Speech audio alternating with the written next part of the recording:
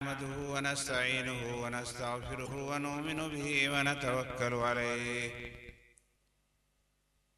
व नऊज़ु बिल्लाहि मिन शुरूरि अनफुसिना व मिन सय्यिआति अमालिना मन यहदिहिल्लाहु फला मुदिल्ल लहु व मन युद्लिलहु फला हादिय लहु व नशहदु अन ला इलाहा इल्लल्लाहु वहदहु ला शरीक लहु ونشهد أن سيدنا وحبيبنا وشفيعنا ومولانا محمدا عبده ورسوله صلى الله تعالى عليه وآله وسلم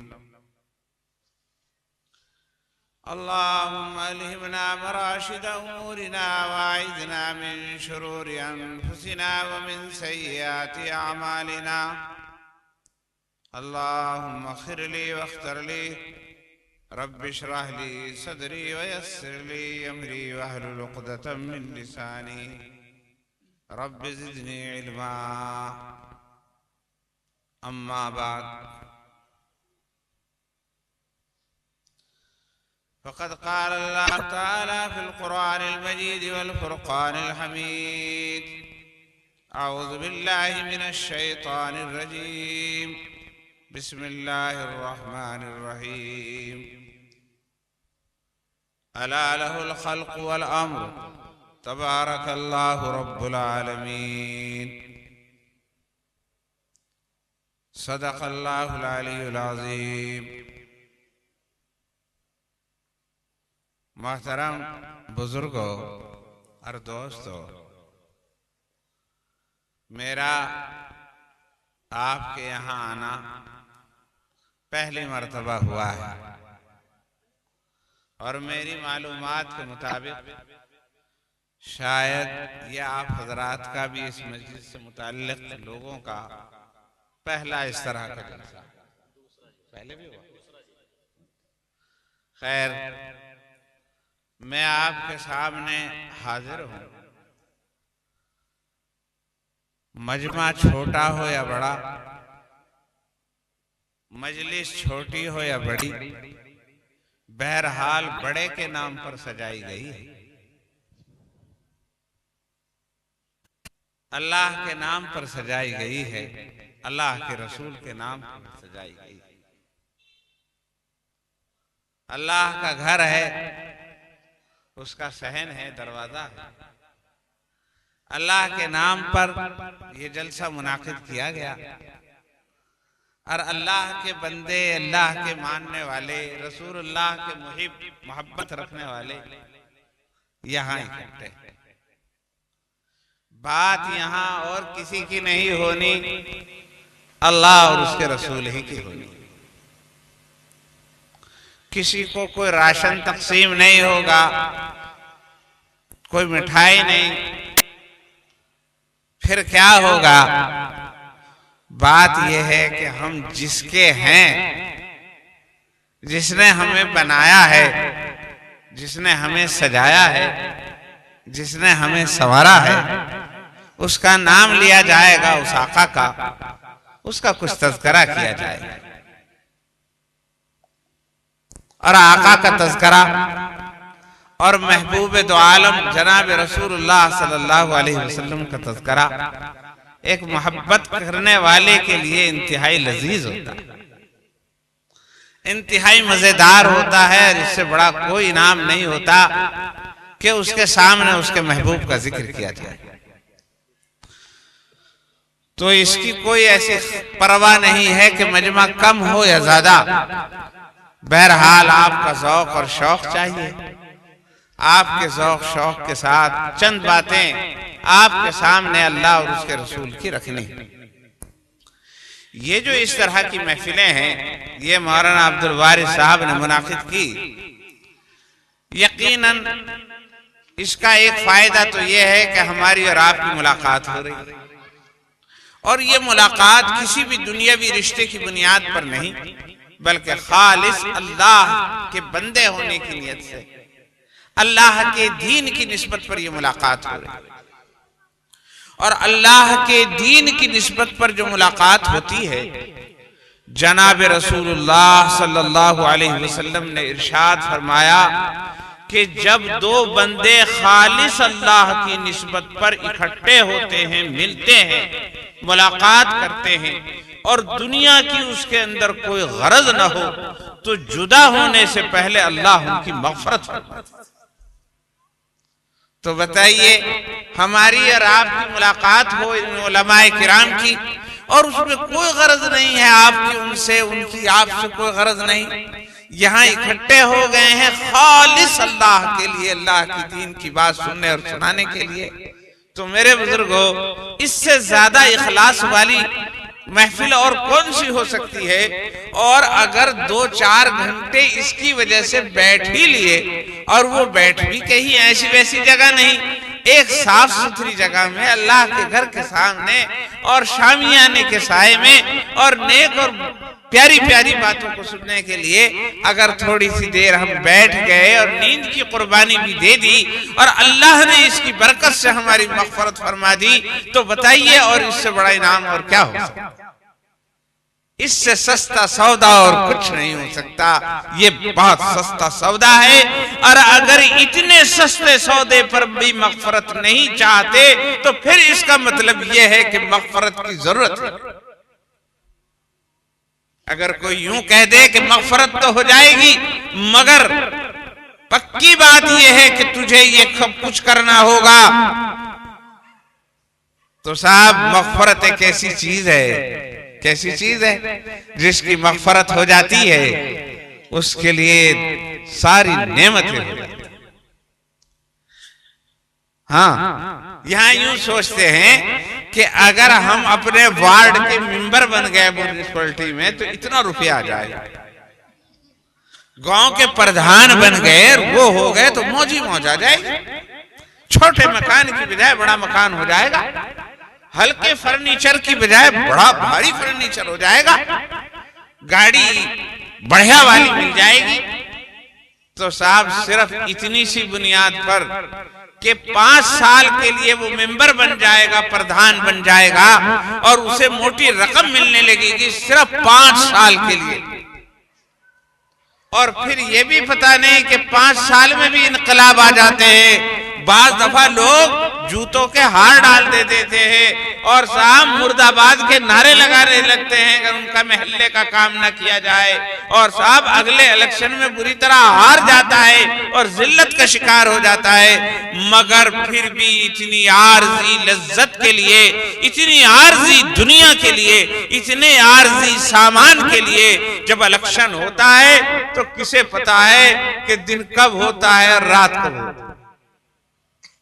मैंने तो अपने यहाँ गांव में देखा है कि महल्ले वाले कहते हैं इलेक्शन क्या आया, बस रात का सोना जो है वो खत्म हो गया। भाई क्यों? अब यूं कहे ये जीतेंगे तो ये इलेक्शन तो ये लड़ा रहे और सोने हमें नहीं देते, रात भर एक पार्टी जाती है तो दूसरी और दूसरी जाती है तो तीसरी, यूं ही सारी रात जगा। तो जब सिर्फ वोट देने वालों का यह हाल है तो लेने वालों का क्या हाल होगा? वो किस कदर अंदर से बेचैन होंगे। और साहब खाने अलग चल रहे, चाय अलग चल रही, पकौड़ी अलग चल रही, सिर्फ थोड़ी सी दुनिया हासिल करने के लिए। और वो जो आखिरत है, आखिरत की जन्नत है, वहां के फर्नीचर के मुकाबले यहाँ का फर्नीचर कुछ नहीं, और वहां की हूरों के मुकाबले में यहाँ की औरतें कुछ नहीं, वहां के मकानों के सामने यहाँ के मकान कुछ नहीं, और वहां के फलों के मुकाबले में यहाँ फलों के जायके कुछ नहीं, वहां की सेहत और तंदुरुस्ती के मुकाबले में यहाँ की सेहत और तंदुरुस्ती कुछ नहीं। गरज ये है कि अल्लाह के जो इनामात वहां हैं, उन इनामात के मुकाबले में दुनिया की सारी चीज भी अगर मिला ली जाए तो कुछ हकीकत नहीं रखती।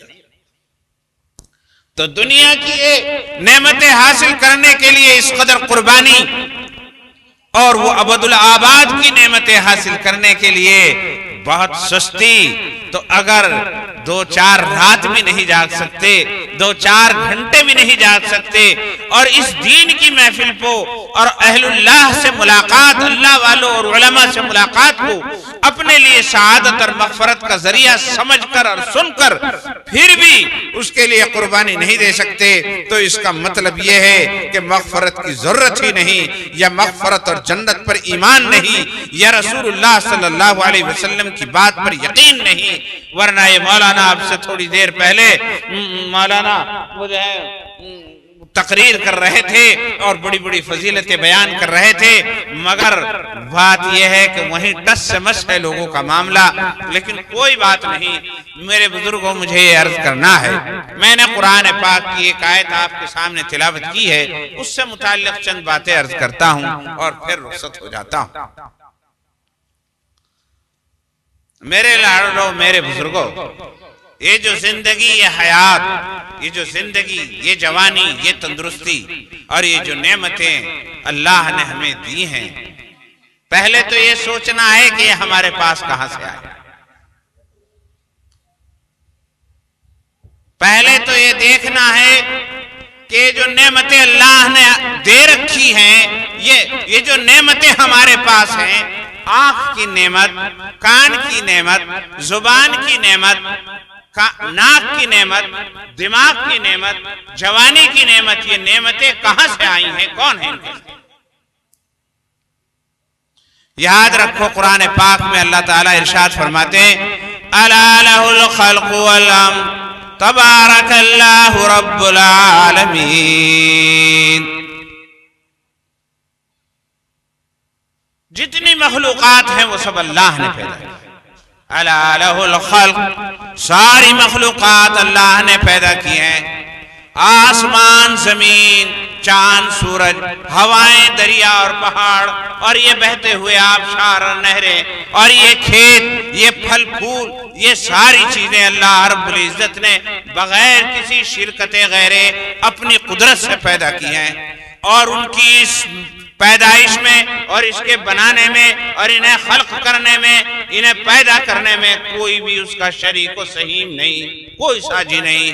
खालिस अपने हुक्म से, खालिस अपनी कुदरत से अल्लाह रब्बुल इज्जत ने सारी चीजें पैदा की। अला लहुल खल्क, अल्लाह ही के लिए खल्क है और अल्लाह ही खालिक है, अल्लाह के अलावा कोई खालिक नहीं। और सारी चीजें अल्लाह के सामने मखलूक हैं, अल्लाह की पैदा की हुई हैं। अल्लाह के अलावा इसके अंदर इनके पैदा करने में कोई भी जरा सा साझी नहीं। और पैदा भी किया बड़े अजीब अंदाज, पैदा भी अल्लाह रब्बुल इज्जत ने बड़े अजीब अंदाज में किया। पैदाइश के अंदाज अलग अलग रखे, किसी को किसी तरह पैदा किया, किसी को किसी तरह पैदा किया। पैदाइश के अगर एक ही अंदाज अल्लाह रखते तो यूं समझा जाता पैदाइश का बस यू ही सिलसिला है, इसके अलावा और कोई सिलसिला पैदाइश का नहीं। पैदाइश की अल्लाह ने पत्थरों की तो और तरह होती है, मिट्टी के अंदर ही कोई अमल केमिकल जारी होता है जिससे पत्थर बनने शुरू हो जाते हैं। किसी मिट्टी में वो मादा ज्यादा है, किसी मिट्टी में कम है। वहां हमारे से परे को पहाड़ी सा इलाका करीब जितना चला जाता है, पहाड़ के बहादुरपुर झट है, वहां जब भी खोदते हैं, कब्र भी खोदते हैं, तो वो जो है पत्थरियां निकलती हैं, पत्थरियां। भाई ये क्या कि चाहे आज साफ कर दो और फिर मतलब थोड़े दिनों के बाद खोलो तो फिर वही मतलब ये कि निकलेंगे, पत्थर निकलेंगे। तो उसमें अल्लाह ने पत्थर के पैदा होने का एक सिलसिला जारी कर दिया और वो मिट्टी से ही पत्थर पैदा हो रहे हैं। वह अल्लाह रब्बुल इज्जत इसी तरह पैदा कर रहा है। उनको देखते हैं, अशजार को देखते हैं, किसी का बीज बोया जाता है और बीज में से पौधा निकलता है, किसी की काछी काट दी जाती है और काछी जो है जमीन में बो दी जाती है, उसमें से पौधा निकल आता है। और किसी का ऐसा भी है कि गुट्टी बांध दी जाती है, नर्सरी में जाके देखो, उसमें मिट्टी बांध देते हैं डंडी पर और डंडी के अंदर रेशे पैदा हो जाते हैं और फिर वो उसे वहां से कलम करके जमीन में लगा देते हैं, उस तरीके से पैदा हो जाते हैं। कहीं पत्तों में से टहनियां निकलती हैं और पत्तों से ही पैदा हो जाते हैं, और कहीं टहनियों में से, कहीं जड़ में से, कहीं बीज में से। अल्लाह की कसीम कुदरत। जानवर पैदा हो रहे हैं तो कोई नुतफे से पैदा होते हैं और कोई अंडे से पैदा हो जाते हैं, कोई अंडे से ही पैदा हो जाते हैं। इंसानों के अंदर एक सिस्टम रखा अल्लाह रब्बुल इज्जत ने, अल्लाह रब्बुल इज्जत ने कि यहां नुतफे से पैदा होते हैं और नुतफे से और गंदे खून से इंसान जो है वो वजूद में आ रहा है। तो अल्लाह ने यहाँ दुनिया की पैदाइश का एक सिलसिला और सिस्टम रखा और सबका अलग अलग रखा, ये दिखाने के लिए कि मैं ऐसा साने हूं, मैं ऐसा कादिर हूं कि मैं जिस तरह चाहे पैदा कर सकता हूं। और फिर अल्लाह रब्बुल इज्जत ने इन्हीं सिस्टमों को कभी कभी फेल भी कर दिया। कभी ये किया कि बगैर माँ बाप के आदम को पैदा किया, कभी बगैर माँ के हजरत हव्वा को पैदा किया और कभी बगैर बाप के हजरत ईशा को पैदा किया। और अगर आप यूं समझें कि माँ और बाप मिलकर तो बच्चा हो ही जाता है तो फिर बांझ कहां से आए? अल्लाह ने यह भी कर दिया कि माँ भी है और बाप भी है, बाप भी बिल्कुल सही और तंदुरुस्त और माँ भी बिल्कुल सही और तंदुरुस्त। बहुत से हमारे पास भी ऐसे आते हैं कि जी टेस्ट करा लिए गए, बिल्कुल नॉर्मल है हर चीज, लेकिन बच्चा फिर भी नहीं हो। इससे पता चला कि बच्चा खुदा की कुदरत से पैदा होता है, सिर्फ माँ बाप के मिलन से पैदा नहीं हो जाता। यहबु लिमन यशाउ इनासा व यहबु लिमन यशाउ ज़ुकूर औ युज़व्विजुहुम ज़ुकराना व इनासा व यजअलु मन यशाउ अक़ीमा। कुरान कहता है यहबु लिमन यशाउ ज़ुकूरा, अल्लाह जिसे चाहते हैं लड़के ही लड़के दे देते हैं, व यहबु लिमन यशाउ इनासा, और जिसे चाहते हैं लड़कियां ही लड़कियां दे देते हैं। औ युज़व्विजुहुम ज़ुकराना व इनासा, और जिसे चाहते हैं लड़के और लड़कियां दोनों तो दे देते हैं। व यजअलु मन यशाउ अक़ीमा, और जिसे चाहते हैं अल्लाह बांझ बना देते हैं और उसे कुछ भी नहीं देते। तो जिन्हें बच्चे हो रहे हैं वो यूं न समझें कि ये बच्चे हमारा अपना करतूत है, हमारा अपना अमल है, हमारे अपने अमल से वजूद में आ रहे हैं, बल्कि ये बच्चे अल्लाह रब्बुल इज्जत के फजल से आए। और जब बच्चे होने लगते हैं तो यूं सोचता है कोई खास अहमियत नहीं होती, लेकिन जब बच्चे नहीं होते उससे पूछ करके देखो कि बच्चा किस कदर बड़ी नेमत है। जिसके 2, 4, 10, 5 साल हो जाएं और बच्चा ना हो उसके यहाँ तो हड़क सी उभर जाती है, उसे हड़क सी।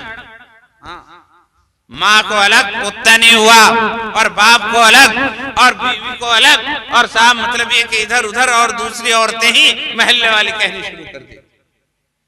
एक टेंशन बढ़ जाता है, परेशानियां हो जाती हैं खड़ी, मसाइल खड़े हो जाते हैं कि बच्चा होना चाहिए, किस तरह होना चाहिए, मगर नहीं होता। जिनके हो रहे हैं वो तो यूं सच्चे खेल है, लेकिन जिनके नहीं हो रहे जरा उन्हें पूछ करके देखो। 100 तरह डॉक्टरों से मिल लिए, हर तरह का इलाज कर लिया, लेकिन बच्चा नहीं। तो मेरे बुजुर्गों, बच्चा अल्लाह की बहुत बड़ी नेमत है, ये भी अल्लाह की। बच्चा काहे से बनता? अल्लाह रब्बुल इज्जत बच्चा ऐसा भी कर सकते थे कि जिस तरह गन्ने की कांची लगाई जाती है, इसी तरह कोई कांची लगाई जाती है और उससे हो जाता। अल्लाह ऐसा भी कर सकते थे कि कान में से कोई चीज निकाल देते और उससे हो जाता। थूकता और ये थूक से पैदा हो जाता। यूं भी सुना है कि बाद जानवर ऐसे हैं कि वो रोते हैं और उनके आंसू उनकी मादा पी लेती है और उससे बच्चा और अंडा पैदा हो जाता है। अल्लाह ऐसा भी कर सकते थे। अल्लाह रब्बुल इज्जत जो है हर चीज पर कादिर थे, मगर अल्लाह रब्बुल इज्जत इंसान को दिखाना चाहते थे कि हम वो कुदरत रखते हैं और वो कुदरत वाले हैं, हम वो अजीम हैं कि जब अदना से अदना चीज पर हम एहसान करते हैं तो उसे कीमती बनाते हैं। इसलिए इंसान पर यह एहसान किया और इंसान को अपनी कुदरत दिखाने के लिए यह किया कि इंसान के बदन के अंदर जो सबसे जदील और सबसे रजील और सबसे जलील और सबसे गंदी चीज थी, उससे इंसान को परवरिश की। बाप का वो पेशाब का कतरा कि अगर लग जाए तो आदमी नापाक हो जाता है, और साहब उसे नफरत से उस कपड़े को दूर डाल देता है। अपने बच्चों को और औरतों को भी दिखाना नहीं चाहता उस कपड़े को जिस कपड़े पे गंदगी लग जाती है। इस कदर नफरत अपने बदन के निकले हुए उस हिस्से से। और मां क्या, वो हिस्सा, वो खून जो हर महीने जाया हो जाता है, जिसे दिखाना किसी को पसंद नहीं किया जाता। अल्लाह रब्बुल इज्जत जब हुक्म देते हैं और एहसान करना चाहते हैं, इससे इसके ऊपर इसे इज्जत दे देना चाहते हैं, तो फिर इसे रहम मादर में इकट्ठा कर देते हैं।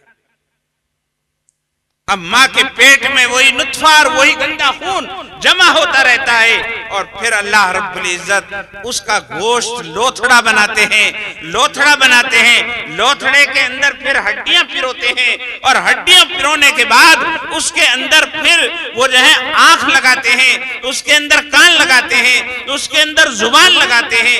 गोया उस लोथड़े के अंदर हीरे टांक देते हैं, हीरे, और फिर उसे एक खूबसूरत खाल पहना देते, एक खाल पहना देते। अब ये इसे हुस्न जमाल दे देते हैं, इसे खूबसूरती अता कर देते हैं, आंखों में इसकी रोशनी अता कर देते हैं, जुबान में गोयाई अता कर देते हैं, और इसे एक खूबसूरत जामा पहनाकर दुनिया में आने के लिए मुस्तैद और तैयार कर देते हैं।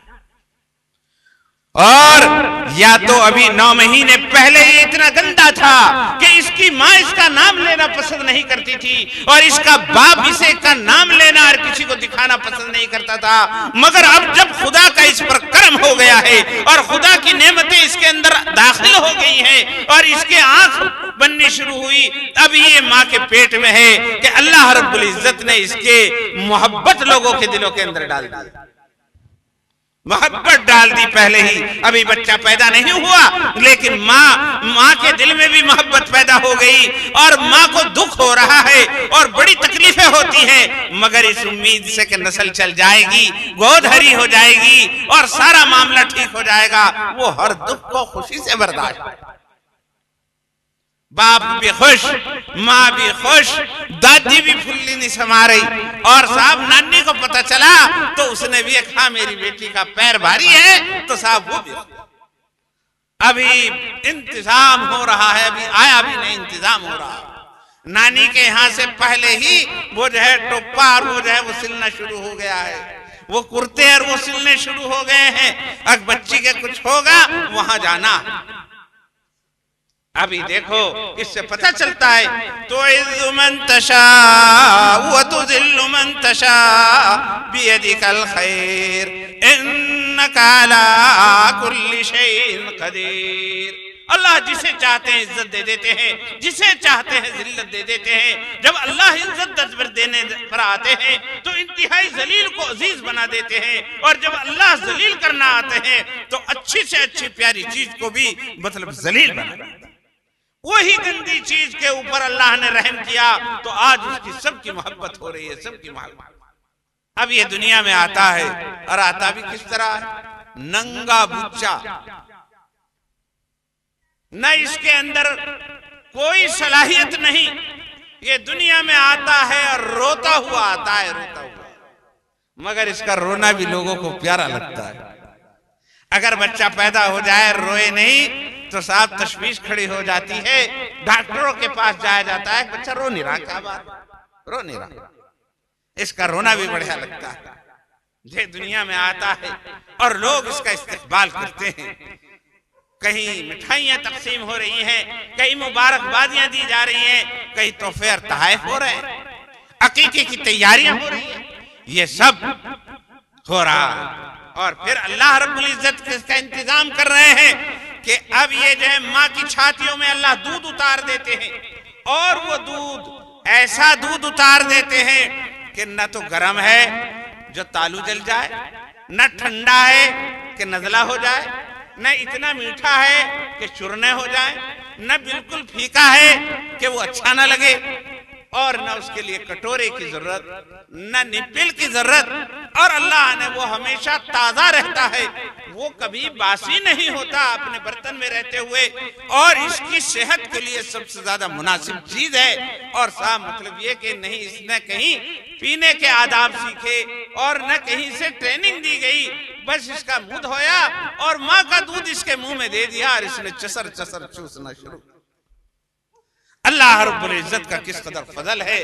अल्लाह के इन इनामात को याद करने का नाम दीन है, इस्लाम है। बुजुर्गान दीन की महफिलों में यही होता है कि अल्लाह की नेमतों को याद करो और याद करके उसके शुक्र का एहसास पैदा होगा, और जब उसकी नेमत का एहसास पैदा हो जाए तो फिर शुक्रगुजारी होगी, और शुक्रगुजारी पर अल्लाह की नेमतों के अंदर इजाफा। तो मेरे बुजुर्गों, कभी हमें यह भी सोचना चाहिए कि हम क्या थे और हम क्या हो गए। मेरे बुजुर्गों, हम एक जलील कतरा थे, हम एक जलील खून का कतरा और गंदगी का कतरा थे। अल्लाह रब्बुल इज्जत ने हम पर एहसान फरमाया और हमें कीमती चीजें अता फरमा दी, जिसकी वजह से हमको अल्लाह रब्बुल इज्जत ने इज्जत दी और सारे लोग हमसे मोहब्बत करने लगे। और फिर यो बहन कहे मुझे दो, वो दूसरी कहे मेरे गोद में दो, और छोटे छोटे बच्चे जो हैं वो आपस में लड़ रहे हैं कि हम खिलाएं। कभी फूफी अलग आ रही है, खाला अलग आ रही है, नानी अलग आ रही है।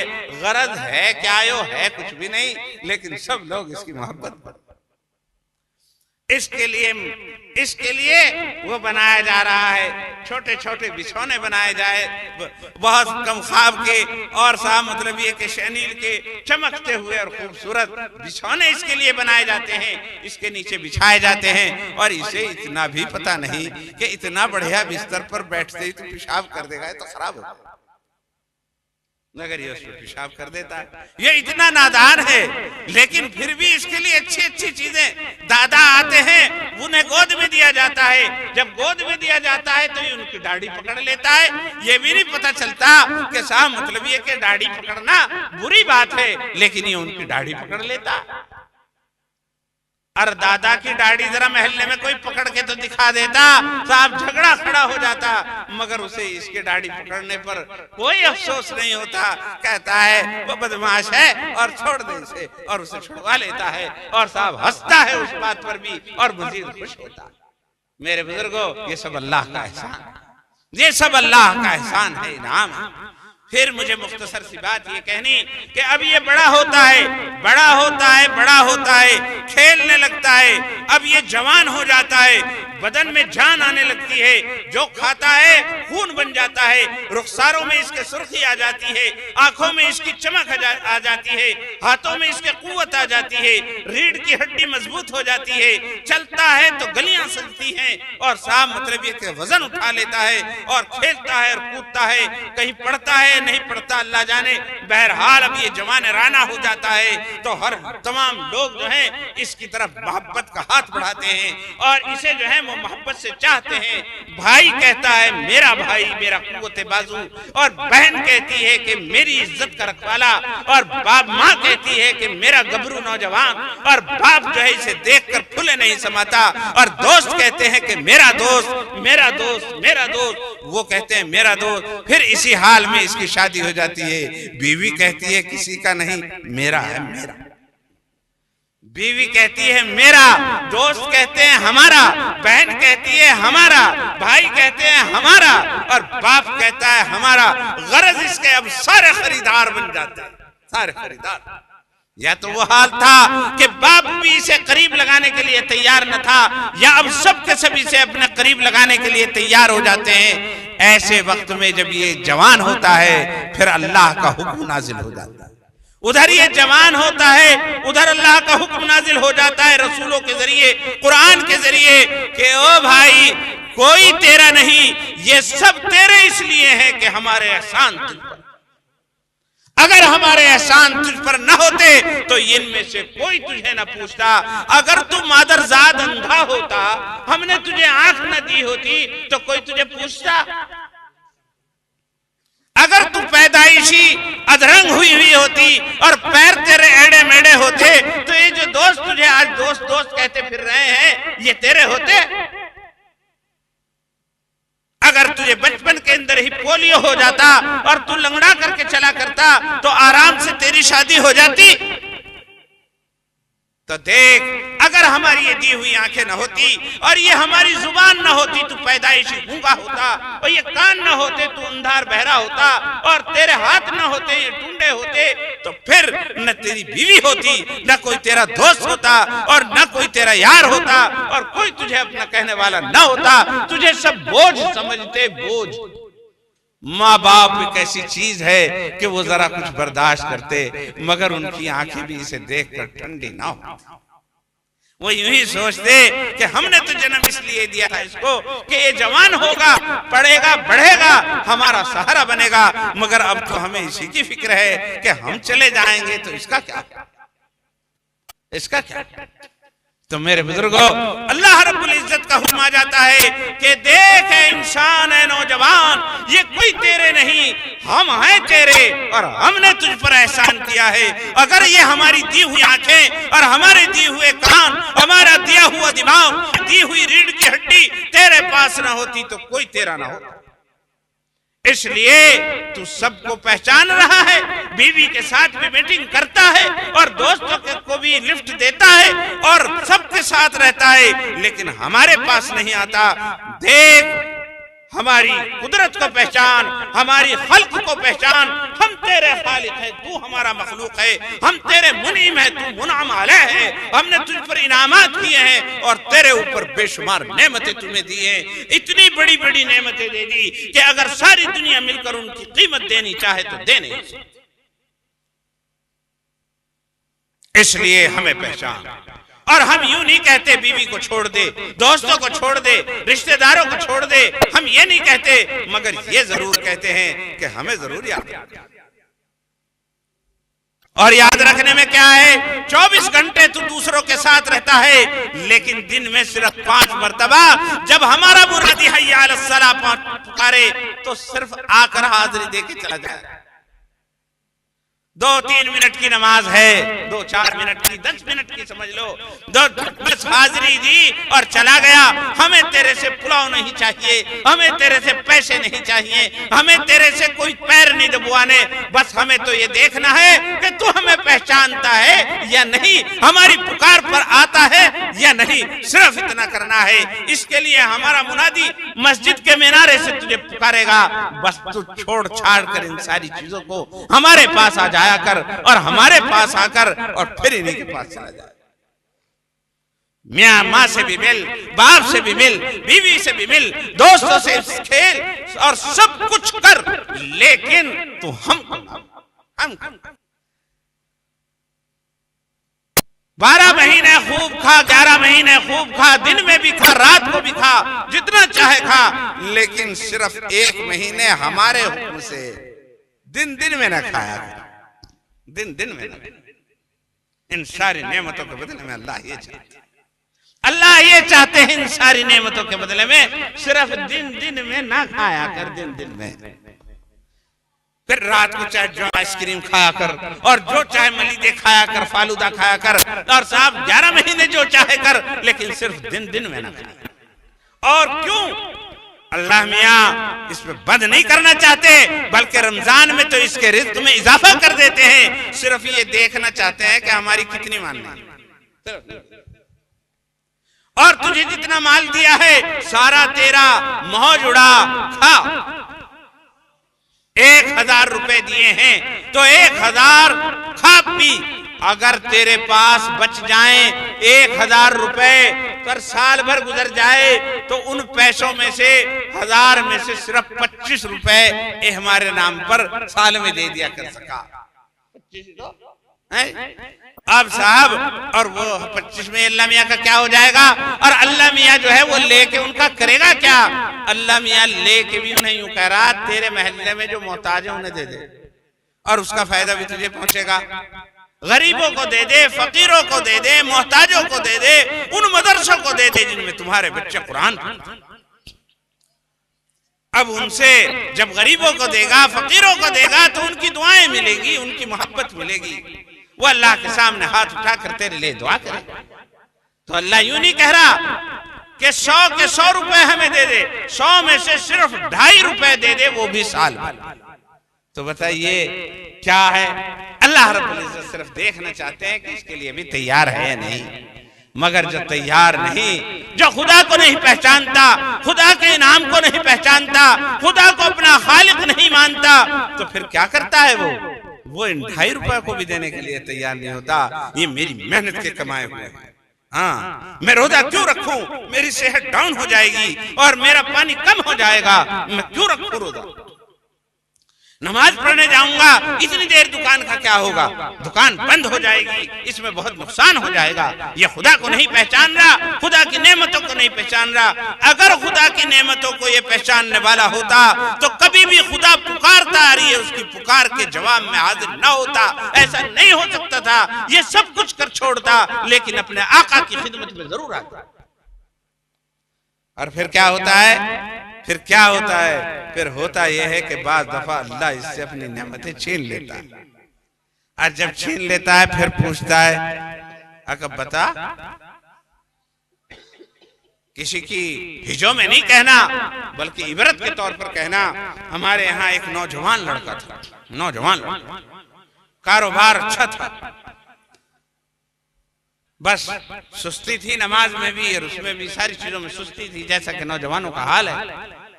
बस अचानक दर्द शुरू हुआ, टेस्ट कराया गया तो पता चला कि कैंसर है अंदर फेफड़े में। यहां से लेके उधर तक पता नहीं कहां, राजस्थान या मध्य प्रदेश, वहां तक पता चला कि साहब बढ़िया इलाज होता है, वहां तक गया, लेकिन मर्ज बढ़ता गया जुजू दवा। तो एक दफा दर्द से वो बेताब थी, तो एक साहब ने बतलाया, वो यूं कह रहे थे कि अगर कोई यूं कहे कि तू अपनी 20 बीघे जमीन दे दे तो तुझे शिफा और जवानी जूं की तू मिल जाएगी, तो मैं उसके लिए तैयार। चूंकि वो जानता था कि अगर जवानी फिर मुझे मिल गई तो मैं 20 बीघे फिर भी कमा सकता हूं, इतना कमेरा लड़का था। लेकिन वो जानता था कि अब सेहत मिलने वाली नहीं, रोज बरोज तनज़्ज़ुल की तरफ जा रहा था, रोज बरोज तनज़्ज़ुल की तरफ जा रहा। वो यास, वो हसरत, वो बेताबी, वो परेशान हाली, वो दर्द का कराहना, मौत सामने चली आ रही है। डॉक्टरों ने लाइलाज बता दिया है, माल मौजूद है, कल वो माल नमाज नहीं पढ़ने देता था, कल वो माल ज़कात नहीं देने देता था, कल वो माल रोजे नहीं रखने देता था, आज उस माल को ये लात मारने के लिए तैयार है कि खुदा की दी हुई वो नेमतें सेहत मुझे मिल जाए और ये पैसा किसी तरह चला जाए। मगर राज ऐसा नहीं हो। एक दफा हारून रशीद एक बहुत बड़े बादशाह हैं, उनके जमाने में एक मजनू थे, मस्त बहलोल मजनून थे, लेकिन काम की बातें करते थे। एक तो होता है पागल, तो पागल होता है, वो तो दिमाग खराब होता है उसका। एक होता है मस्त, मजजूब जिसे कहते हैं। मजजूब वो होता है जिसकी बातों में जज्ब होता है और अल्लाह उसे अपनी तरफ खींच लेता है। बज़ाहिर वो पागल नजर आता है, हकीकत में वो आरिफ होता है। तो एक दफा देखा कि वो एक जगह बैठे किरम कांटे से खींच रहे, बैठे हुए। बादशाह जानते थे कि ये पागल नहीं है, मजजूब है। ने कहा क्या कर रहा है बहलोल? अकबंदों की और अल्लाह मियां की सुलह करवा रहा। फिर क्या हुआ? अकबंदे नहीं मान रहे। फिर एक दिन वो चले जा रहे थे तो देखा क्या कि वो कब्रिस्तान में बैठे और वही अपना खेल रहे। हारून रशीद ने पूछा क्या कर रहे हो बहलोल? उसने कहा अल्लाह मियां की और बंदों की सुलह करवा रहा। उसने कहा फिर क्या हुआ? यूं क्या आज अल्लाह मियां नहीं मान रहा, आज अल्लाह मियां नहीं मान रहा। इसमें एक बहुत बड़ी नसीहत करते, एक बहुत बड़ी नसीहत कि एक राहत और आराम का जमाना होता है।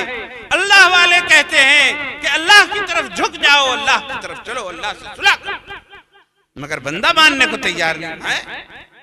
ये तो सब मेरा कमाया धाया है, काहे का? सब अपना कहता है। वैसे नाम भी ले देता है अल्लाह का, तो वैसे ही लेता है, दिल की गहराइयों से नहीं लेता।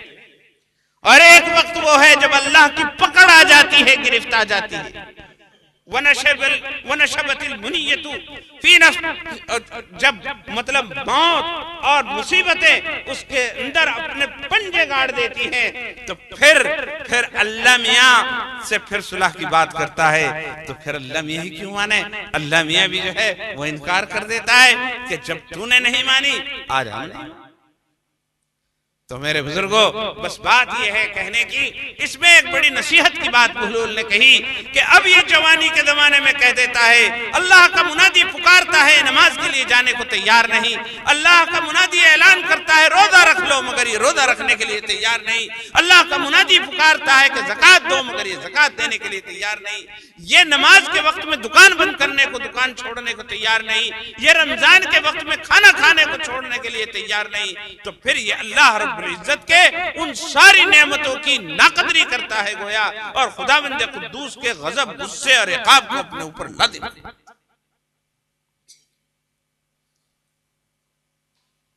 एक साहब मैंने देखे, मैंने बहुत सी जगह उस वाक़े को बतलाया। मेरी अपना मतलब ये कि वो है एक हमारे बस दोस्त ही समझ लो, जानने वाले मानने वाले बेचारे मोहब्बत रखने वाले एक साहब थे।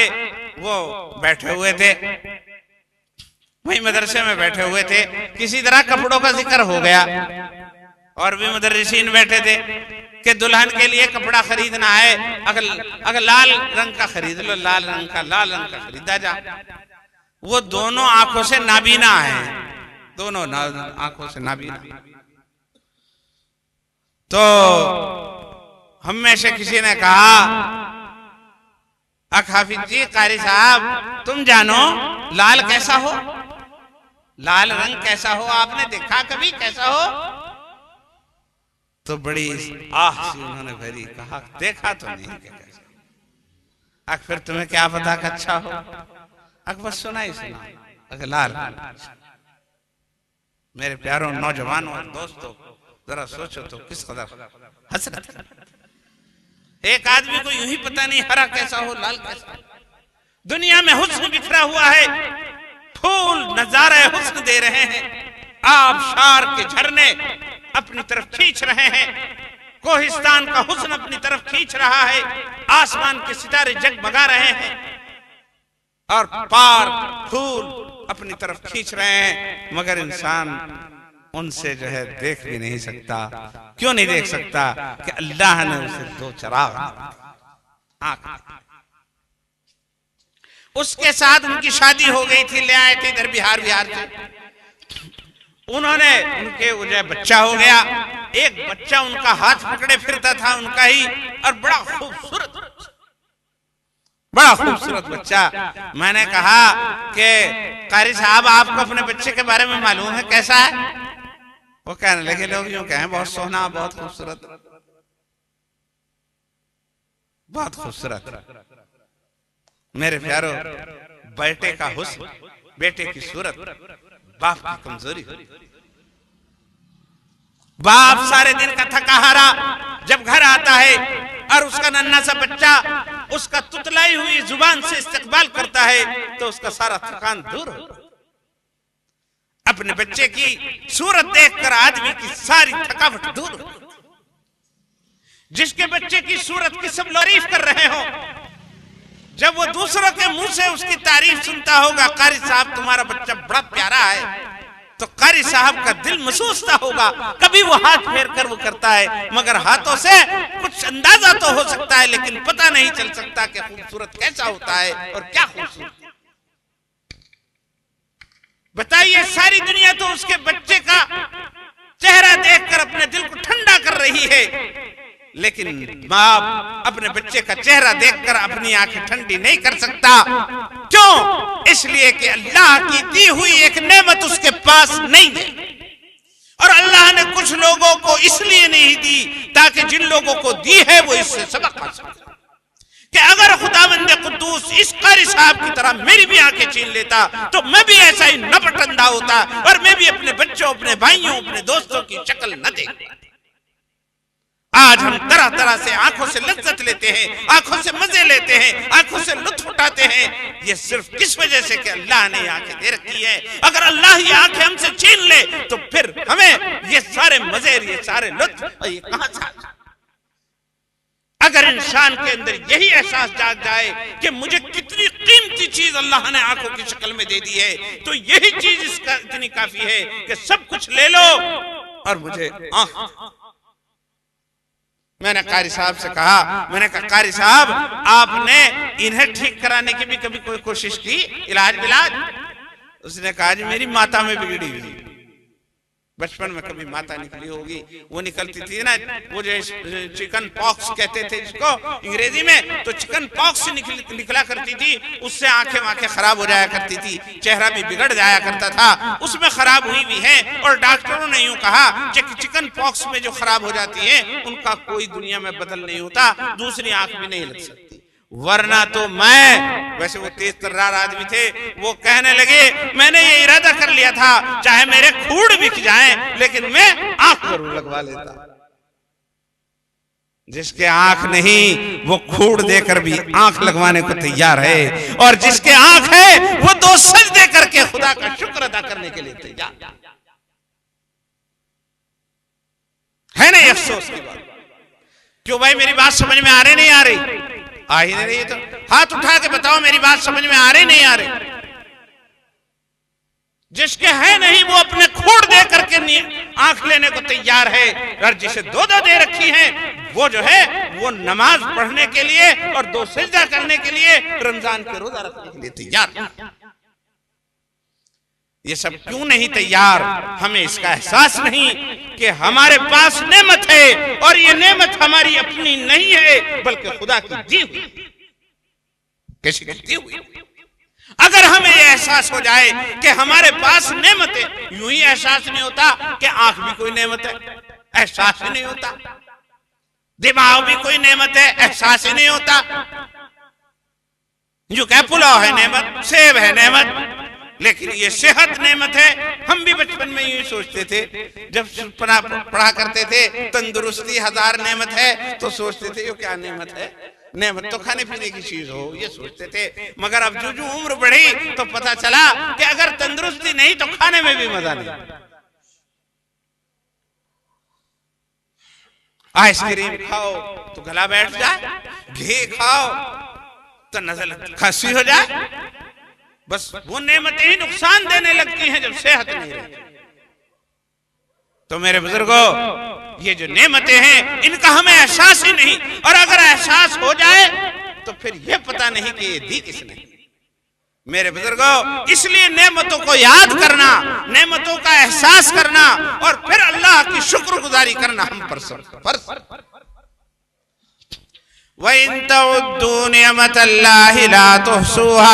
अगर तुम अल्लाह की नेमतों को शुमार करोगे तो शुमार नहीं कर सकते। अगर तुम अल्लाह की नेमतों को गिनना चाहो तो अल्लाह की नेमतों को गिन नहीं सकते। इस कदर एहसानात है अल्लाह, किस कदर एहसानात है, इस कदर एहसानात हैं।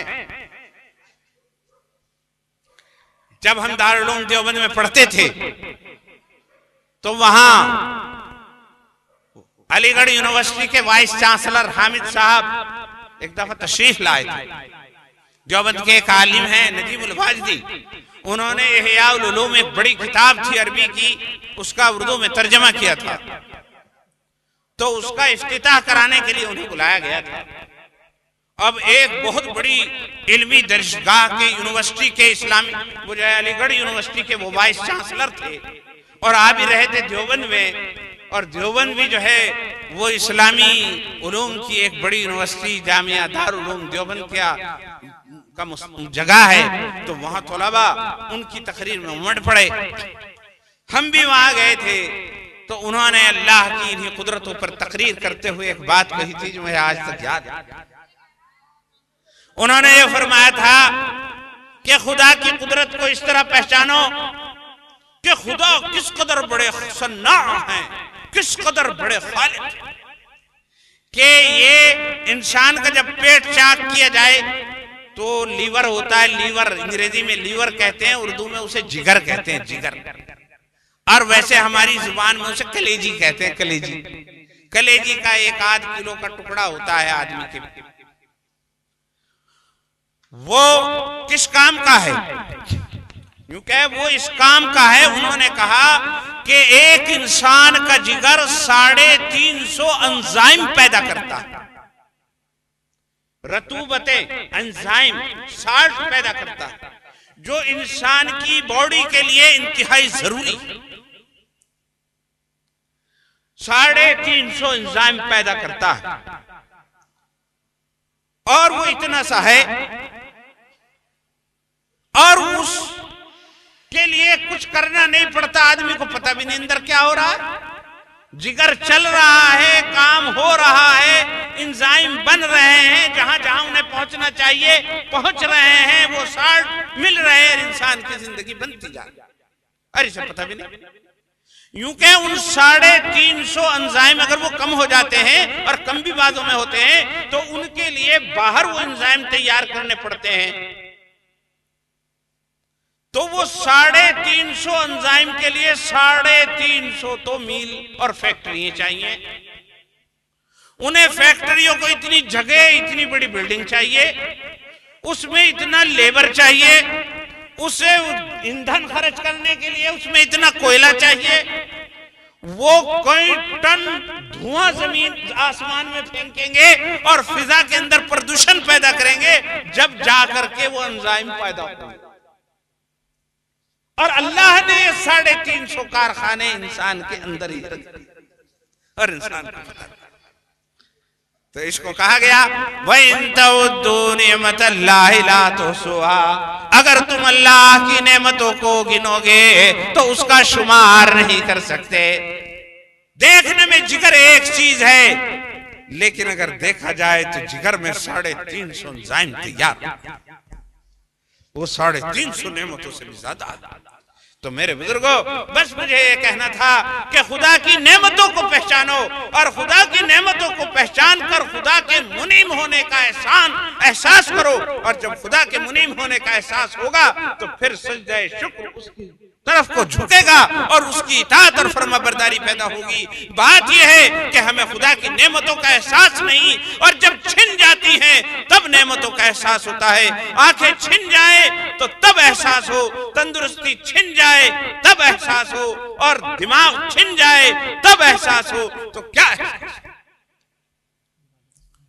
एक साहब होते हैं, नौजवान चले जा रहे हैं, एक्सीडेंट होता है, टांग टूट जाती है और चलने के लायक नहीं होते।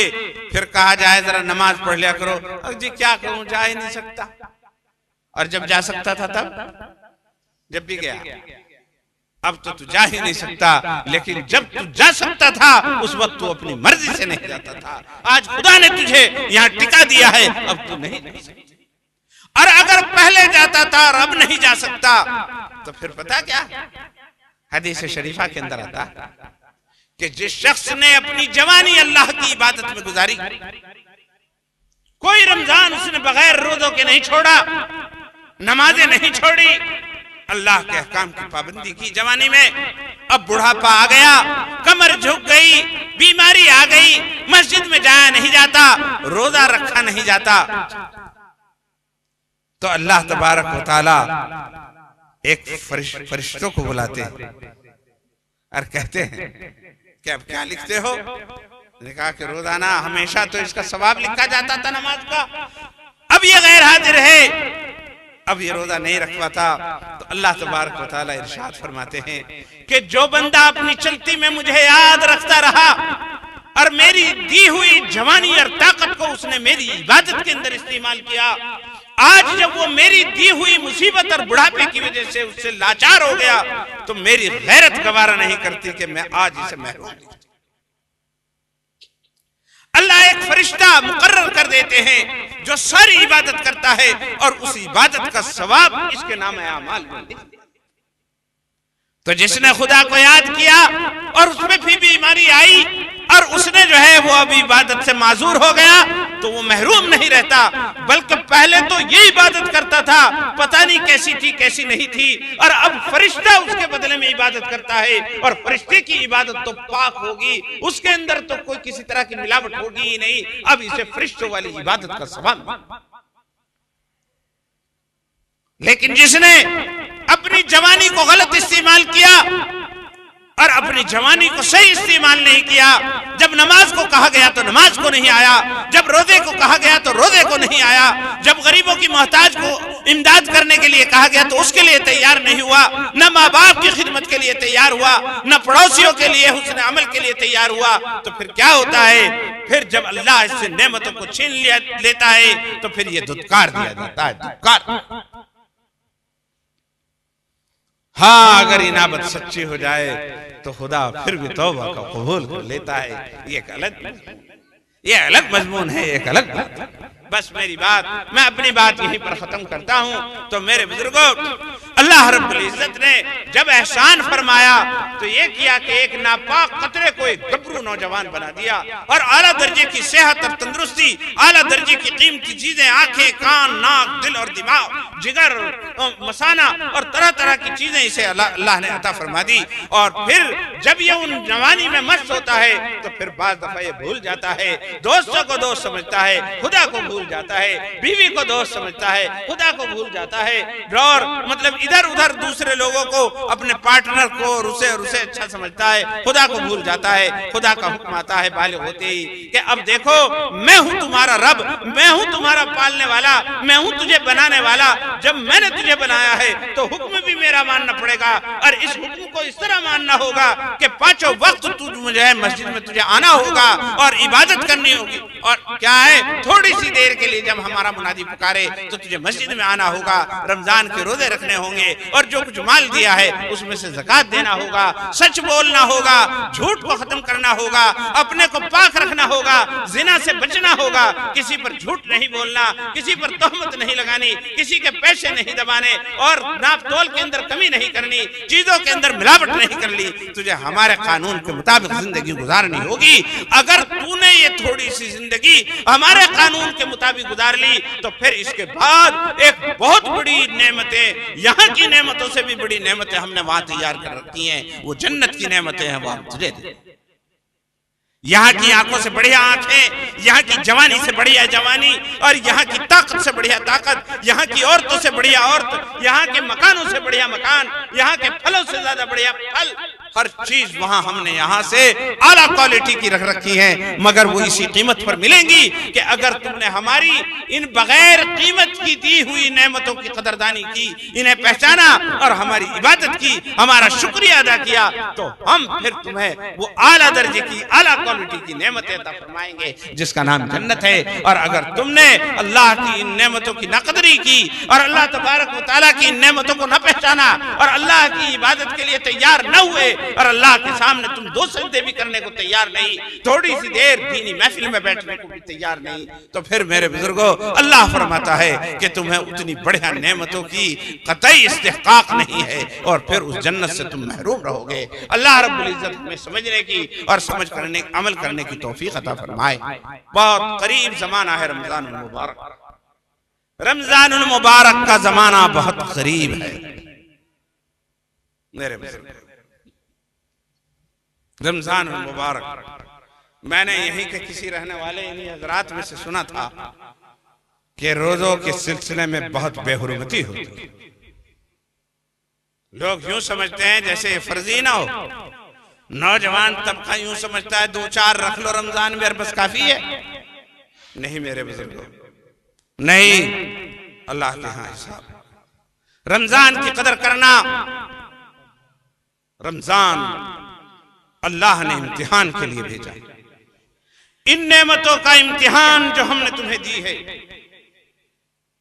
वरना मेरे प्यारों बुजुर्गों तुम्हारे से ज्यादा तकड़े जिस्मानियत के लोग जब खुदा का अज़ाब आता है तो एक एक टुकड़ा गटर में तलाश करते हैं।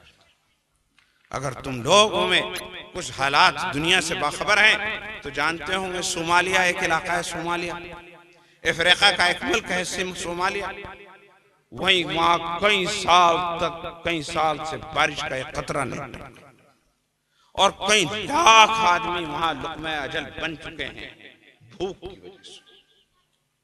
दूसरे बैनुल अक़वाम के बड़े बड़े जहाज वहां आते हैं, आने से पहले वो लूट जाते हैं, और उसे लूटने में भी बहुत सारे लोग मर जाते हैं। इतना बुरा हाल, हड्डियां नजर आती हैं उनकी मीडिया पर जब देखते। तो मेरे बुजुर्गों, हालांकि जिस्मानियत में वो हमारे आदमी से डबल हैं, डबल, और तकड़े तकड़े काले लोग। जब भूख सताती है तो ये हाल होता है। एक और मुल्क के बारे में बीबीसी ने ये बात कही थी कि बच्चे जो हैं वो जो कूड़ेदान थे उनके अंदर एक एक रोटी का टुकड़ा तलाश कर रहे थे। जब खुदा का गज़ब और गुस्सा आता है तो ऐसा हो जाता है। अगर अल्लाह ने आपकी कोठियों में अनाज दे दिया है, आपकी फ्रिज के अंदर बेशुमार फल रखे हुए हैं, तो उनका शुक्रिया इस तरह अदा कीजिए, रोजा रखिए और शाम को लोगों को इफ्तार कराइए। अल्लाह खुश होगा, आपके रिज़्क़ में बरकत है। और अगर आपने उसकी ये नाकदरी की कि खुदा की दी हुई नेमत और आपने उसे अल्लाह का हुक्म तोड़ करके खाया, दिन में खाया, लोगों के सामने खाया, मेरे बुजुर्गों, तो अल्लाह अगर नाराज हो गए तो किसकी मजाल है जो उसकी नाराजगी से आपको बचा सके। अल्लाह मेरी भी हिफाजत फरमाए आप। ये अमन, ये चैन, ये सुकून, ये कारोबार, ये दुकान, ये आपकी आदत,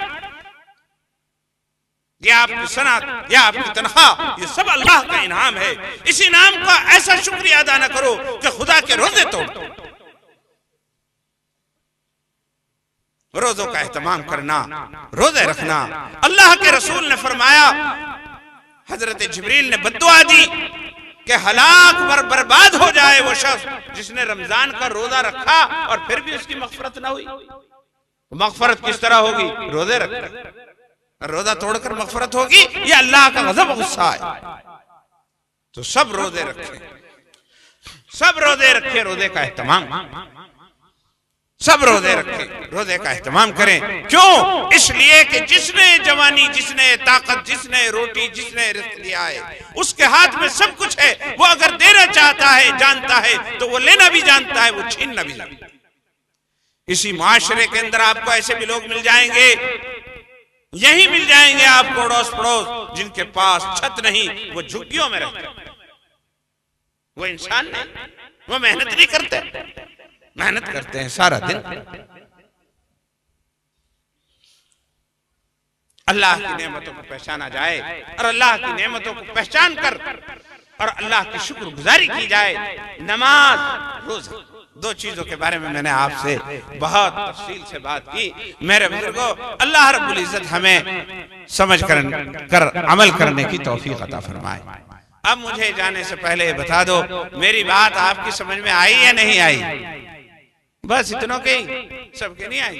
अच्छा अच्छा, कहीं रवादारी में तो नहीं उठा रहे? वैसे ही मौलवी साहब को खुश करते चलो। नहीं भाई, मौलवी साहब की तो कोई बात ही नहीं, बात तो तुम्हारे मेरे रब। मौलवी साहब की क्या हैसियत, मौलवी साहब को क्या खुश करना? खुश करो तो अपने रब को करो।